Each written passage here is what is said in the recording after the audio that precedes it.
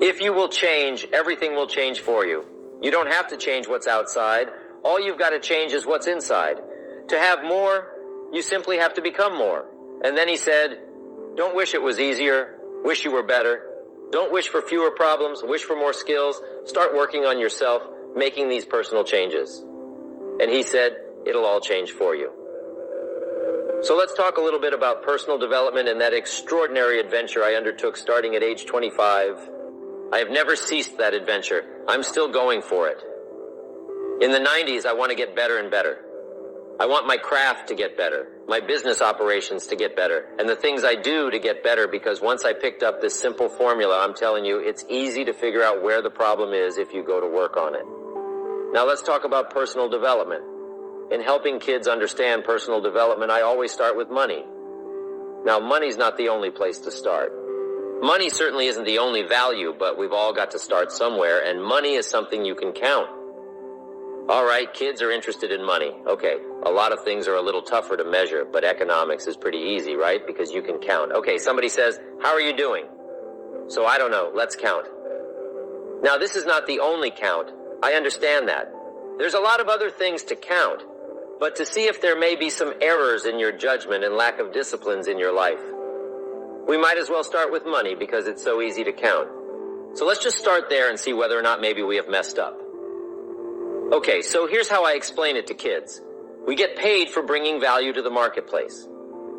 Key to understanding economics. We get paid for bringing value to the marketplace.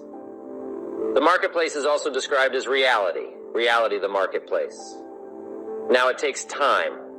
It takes time to bring value to the marketplace, but we don't get paid for time. It's very important for kids to understand, as well as adults, we don't get paid for time. Mistakenly, the man says, well, I'm making about $20 for an hour. Not true, not true. If that was true, you could just stay home and have them send your money. No, it's not true. You don't get paid for the hour, you get paid for the value you put in the time. So we don't get paid for time, we get paid for value. Now, since that's true, here's one of the key questions. Is it possible to become twice as valuable and make twice as much money in the same time? Is it possible to become 3 times as valuable as you now are and make 3 times as much money in the same time? Is that possible? Of course. If you want to really emphasize something, that's a good phrase. Of course, of course. Okay, now all you have to do to earn more money in the same time is simply become more valuable. America is unique. It's a ladder to climb. Starts down here. What about $4 an hour? Big argument last year in Congress about the starting place. Should be 5, should be 5, should be 5. Well, no, it doesn't need to be 5. Why not start with 4? It's a ladder, right? This is not a bid, this is a ladder. Ladder to climb starts at $4. Now, some said, well, should be 5, should be 5. Well, maybe if you're going to stay at the bottom for the rest of your life, it probably should be 5. But that's kind of a pitiful way to live. Start and not grow, start and not change, start and not become more valuable. Okay? The whole scenario of life is to start, number 1, and what? Become more valuable, number 2. So America is a ladder to climb, starts at $4 an hour. And the more valuable you become, you just keep moving up the ladder. Top income last year, what? 52 million? The guy that runs Disney, what a company. Pay somebody for 1 year's work, $52 million? And the answer is, of course, this is one of those of course places. Of course, if you help a company make $1 billion, would they pay you $52 million? The answer is, of course, it's chicken feed. It's not much money. Now, why that much money? Because he has become so valuable. Now, why would we pay somebody only $4 an hour? They're not very valuable to the marketplace. Now, we've got to make that distinction to the marketplace. Might be a valuable brother, a valuable member of the community, a valuable member of the church, valuable in the sight of God, to the human family, of course, those kinds of values.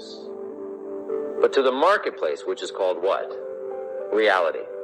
Reality is, if you're not very valuable, you don't get much money. Those are called the facts. I mean, that's how that is. Well then, how do you get more money? Simple answer. Somebody says, we'll all go on strike for more. Well, here's a major problem with that. Here's the major problem with that. You can't get rich by demand. Somebody says, well, I'm waiting for a raise. I'm telling you, it's easier to climb than to wait for a raise. Why not just become more valuable rather than wait? I'm telling you, that's the key to all good things. Becoming more valuable. Why would we pay somebody $400 an hour? They've become more valuable to the marketplace. See how this works? This stuff is so easy. This is America. It's a ladder. How far is it from 4 to 5? I'm telling you, it's not far. $4 to $5 an hour. If you work for McDonald's and haul out the trash, they'll pay you $5 an hour. If you whistle while you haul out the trash, they'll pay you $5 an hour. I'm telling you, you'll get an extra $1 just for a good attitude. Yeah, McDonald's, wear the hat, $5, and then you just keep becoming more valuable, more valuable, more valuable. I got a telephone call 5 years ago. A company said, we're ready to expand internationally. We need some help. I was sort of semi-retired looking for the next exotic beach. They said, no, Mr. Rohn, we got a project for you. Ready to expand internationally. We could use your help. Next little while, we'll add some millions to your fortune. Make it worth your while. I said, okay. I thought later, isn't that interesting that they called me? My second thought was, of course they'd call me. Who else would they call? I mean, I could get the job done. Now, how come? How come I got a telephone call worth millions? I'd become valuable. Well, I'm a farm boy from Idaho. I was raised in obscurity. 1 year of college, and I thought I was thoroughly educated. Made all kinds of mistakes galore. At age 25, the creditors are calling me saying, hey, you told us the check was in the mail. I got pennies in my pocket. I got nothing in the bank. I'm behind on my promises. How come I get a telephone call 5 years ago and it's worth millions? I changed. I turned my life around. Is it possible to become worth millions, speaking economically now? There's a lot of values to become, but let's just talk economics. Is it possible to become that valuable? The answer is, of course. Of course. Now let me give you the secret. Schaaf said, here's a secret, Mr. Rohn. Learn to work harder on yourself than you do on your job. Once I got that, it turned my life around. Learn to work harder on yourself than you do on your job. He said, if you work hard on your job, you'll make a living.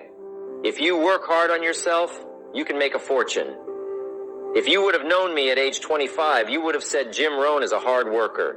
If you'd have known me, you'd have said that. I'm the guy.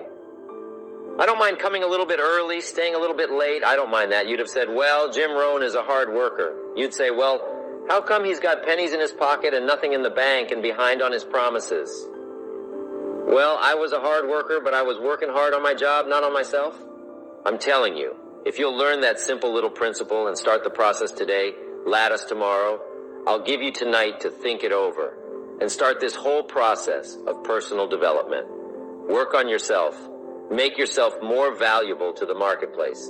I'm telling you, you can so dynamically change your income. And economics is the least of the values that you can start earning in terms of equity if you'll start working harder on yourself than you do on your job. Work hard on yourself and develop the skills. Work hard on yourself and develop the graces, all of the stuff necessary to become more valuable to the marketplace. I'm telling you, your whole life can explode into change. Promotions, no problem. Becoming more valuable to the company, I'm telling you, no problem. Money, no problem. Economics, no problem. Future, no problem. If you just go to work on the right thing, don't get things out there to change. Don't try to change the seed. Don't change the soil. Don't change the sunshine. Don't change the rain. Don't change the mix of seasons. Let the miracle of everything that's available work for you and start working on the inside. Work on your philosophy. Work on your attitude. Work on your personality. Work on your language. Work on the gift of communication. Work on all of your abilities. And if you'll start making those personal changes, I'm telling you, everything will change for you. The first 6 years of my economic life, I wound up broke. The second 6 years, I wound up rich. Someone says, don't you have to do the second 6 years like you did the first 6 years? And jot this down. No. You don't have to live the second 6 years like the first 6. You can use all the information and all the advice, repair all of your mistakes, and adopt a new and refined philosophy so that the next 6 years can be totally different than the last 6. No other life form can do this. See, if you were a tree, you'd be stuck as a tree. If you used up all the nourishment that was around you and you couldn't change location, you would die. But that's not true for human beings. Humans can change location, go north, south, east, west, live here for a while, live somewhere else for a while. So that's a note to make. You can greatly alter the course of your life. Now here's the next note to make. 5 years from now, you will arrive. The question is where? if you keep up your present disciplines and keep up the present pace that you're on, where will you be in 5 years? Boy, it's easy to say, hey, I haven't really thought about that. So now make this note. In 5 years, here's the probability. You will either arrive at a well-designed destination or an undesigned destination. And I promise you, 5 years from now, you really don't want to arrive at an undesigned destination because you may very well wind up wearing what you don't want to wear, driving what you don't want to drive, living where you don't want to live, maybe doing what you don't want to do simply because you didn't design a better destination. Now, sometimes after we've lived a few years, to repair our mistakes and get back on track seems like a tough job.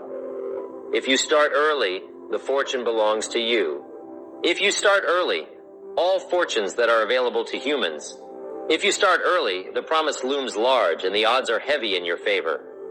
Yes, it's possible to do some radical things starting late and still arrive with some good treasures and some good things, but when you haven't got that much time left, sometimes the decision has to be so drastic, people are not willing to make it. They're too tired, too weary, and too ill, and say, look, I don't have much time left. It's not going to happen for me anyway. It's easy to take that attitude, but everyone here, we got the time. Over the next 10 years, we got the time. The next 20 years, we've got the time. The next 30 years to make some repair now in our errors of the past and set up some new disciplines, and I'm telling you, that's going to change everything. So 5 years from now, I wish for you to arrive at a well-designed place, a place of productivity, a place that'll make you feel good about yourself, a place that'll give you honor and respect, a place that'll give you influence to touch other people 5 years from now that you couldn't do today. Where will you be in 5 years? Key phrase, we go the direction we face. If you start designing something at the end of this direction, sure enough, you will start going the direction you face. And we face the direction we design. Direction determines destination. Destination is not determined by hope. It's not determined by wish. Destination is determined by direction. You cannot change destination overnight, but here's what you can change today and overnight. You can change direction. And it is so fascinating what a small change of direction will do. A few decisions in discipline, a few decisions in learning, a few decisions in change of behavior, change of habit, a few decisions in setting goals that you've sort of let drift before, like I did at age 25. I didn't have a list. I immediately started to change that, and I immediately started to change my direction so that very quickly I started heading this direction. In less than 7 years, I was a millionaire. My father taught me way back, son, always do more than what you get paid for. Now, some individuals might argue with that. They'd say, no, you're going to mess up the whole program. I know they're wrong. In my own self-interest, I did what my father taught me, to always do more than I got paid for. Why? To make an investment in my future. Do more than you get paid for to make an investment in your future, and it's paid off for me. If you're wanting that big promotion, are you going to go up to your boss and say, just give it to me, I'll work harder if you just give me that promotion? No, it doesn't work that way. You've got to do more in your current position so that you get noticed, so you stand out from everybody else. So the boss says, hey, we've got this position opening up, and I think we should give it to Nancy. She does so much more than we expect. Just imagine what she'll do if we give her this promotion. You've got to do more than you're paid for. You've got to. It's an investment in your future. It's one thing to make a sale. I'm telling you, if you make a sale, you'll make a living. All of us have found ways to make a living. What got interesting for me early on was to figure out ways to make a fortune. You'd say, well, Mr. Rohn, how would I deserve to make a fortune? It's easy. Render fortunes of service. People will do things you cannot believe for people who give them good service. Here's one of the greatest gifts you can give anybody, the gift of attention. In return, they will do extraordinary things for your career. Take you by the hand and lead you to more people than you could meet by yourself. Always do more than you get paid for. Life responds to deserve, not need. Life was not designed to give us what we need. Life was designed to give us what we deserve. Once you understand that little life principle in your own self-interest, I'm telling you, it's life-changing. The ancient law does not go like this. If you need, you will reap. No, it doesn't work that way. A lot of people out there are hoping it works that way, but no, it doesn't. The ancient law goes like this. If you plant, you will reap. If you sow, you will reap. Somebody says, well, I really need to reap. Well, then you really need to plant in your own self-interest. Your own self-interest needs to be educated in how to plant, how to do it so everybody wins, because life doesn't respond to need. You can't go to the soil and say, I need a crop. The soil just smiles at you. And here's what the soil says. Don't bring me your need, bring me some seed. Bring me some effort, bring me some discipline, bring me some interest, bring me some service. Bring me these things, and I'll return to you multiplied by 2 times, 5 times, 10 times. You can't come with need. You've got to come with seed. You've got to come with willingness. You've got to come with skills. You've got to be willing to learn, willing to change, willing to grow, willing to put yourself out, willing to stand up to the bad weather, willing to pull out the weeds, willing to nurture. That's the only way you get a return.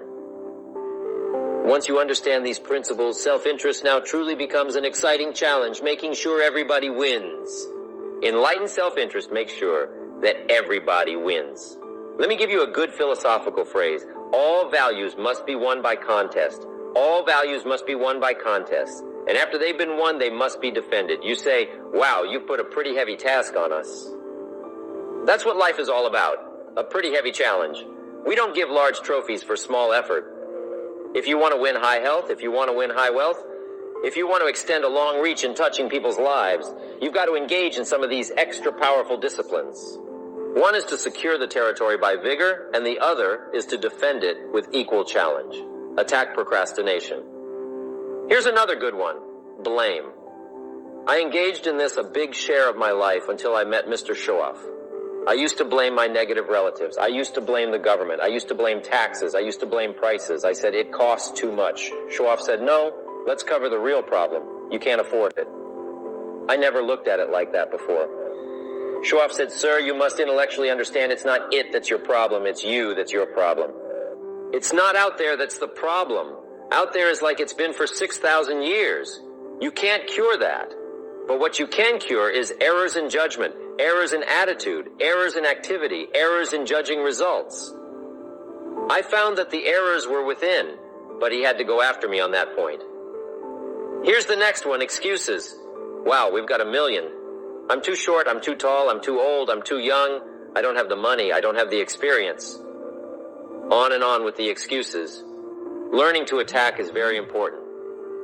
Procrastination, that's a good one.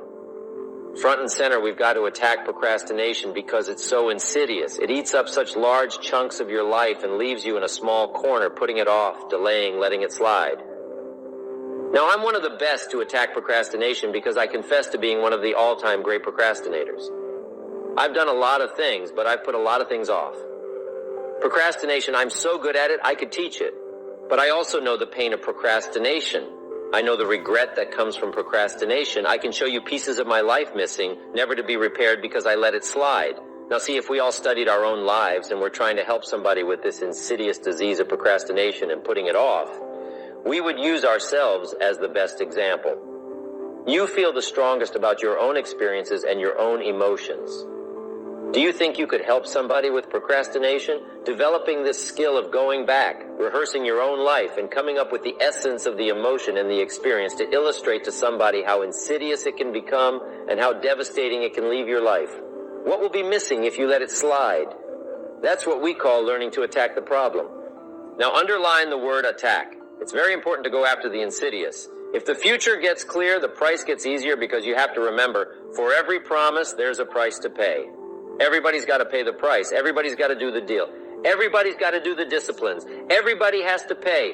But here's what I've discovered. If the promise is clear and powerful, the price is easy to pay. The price is some classes. The price is a few books. The price is a few disciplines. The price is finding something that will make your life better, make you grow, make you change, make you develop. So the first part of the key is to design the promise. Then what is the price to pay? I'm telling you, the price will be easy. Anybody in my audience can pay it, no matter where you are, where you come from.